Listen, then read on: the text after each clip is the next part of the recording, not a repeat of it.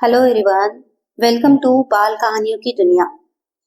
गोनू झा की कहानी सूद मूल बराबर। गोनू झा अपने आरंभिक दिनों में बहुत गरीब थे। 2 जून की रोटी जुटाना उनके लिए कठिन था।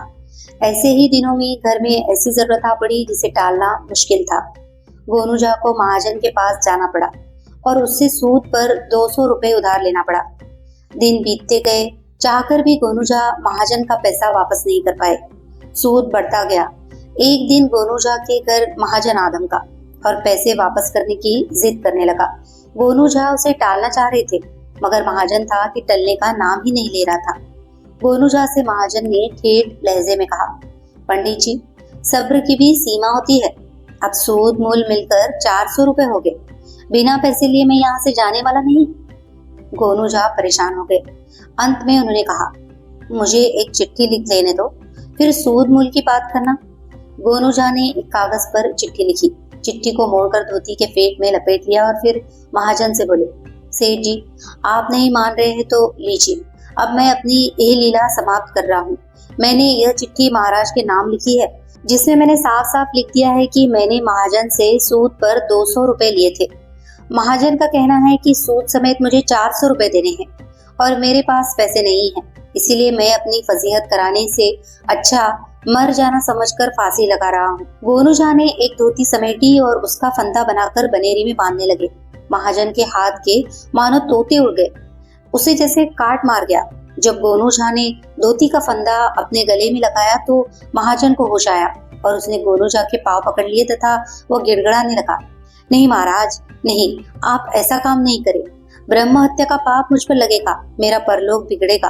मैं सूद छोड़ने को तैयार हूँ। आप मेरा मुंह 200 रुपए लौटा दे, मैं खुशी खुशी चला जाऊंगा। लेकिन गोनू झा नहीं माने। उन्होंने कहा, मैं 200 रुपया कहाँ से दूं? मेरे पास एक धेला भी नहीं है। ऐसी जिंदगी से तंग आ गया हूँ। मेरे लिए मर जाना ही बेहतर है। महाजन यह सोचकर डर गया था कि गोनू झा की चिट्ठी से उस पर उन्हें आत्महत्या के लिए प्रेरित करने का आरोप लगेगा और वह महाराज के कोप का भाजन बन जाएगा। डर से महाजन के प्राण सूख रहे थे, शरीर से ठंडा पसीना रिस रहा था। उसने गोनू झा से कहा, पंडित जी, 2 दिन के बाद ही मेरे बेटे का विवाह है, इसलिए पैसे की जरूरत है, वरना मैं आपके दरवाजे पर कदम भी नहीं रखता। चलिए, मैं मूल में से 100 रुपए और छोड़ देता हूँ, मुझे बाकी पैसे दे दीजिए, मैं वापस चला जाऊंगा। गोनू झा ने अपने गले से फंदा हटाया, चौकी से नीचे उतरे। बहुत शांत स्वर में उन्होंने महाजन से कहा, ठीक है, आपसे मैंने 200 रुपए उधार लिए थे, उसमें से आपने 100 रुपए छोड़ दिए हैं।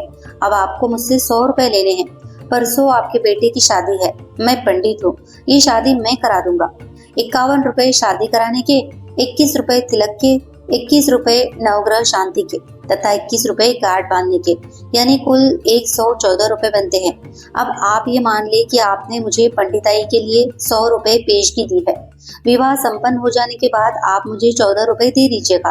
अब जाइए, विवाह की तैयारी कीजिए, हमारा आपका हिसाब बराबर हो चुका है। बेचारा महाजन चुपचाप वहां से चला गया और गोनू झा के चेहरे पर मुस्कान खेलने लगी। कहानी अगर आपको पसंद आई हो तो प्लीज इसे लाइक करें, शेयर करें और कमेंट करें, और इसी तरह की और भी कहानियां सुनने के लिए हमारे चैनल को सब्सक्राइब करें। धन्यवाद।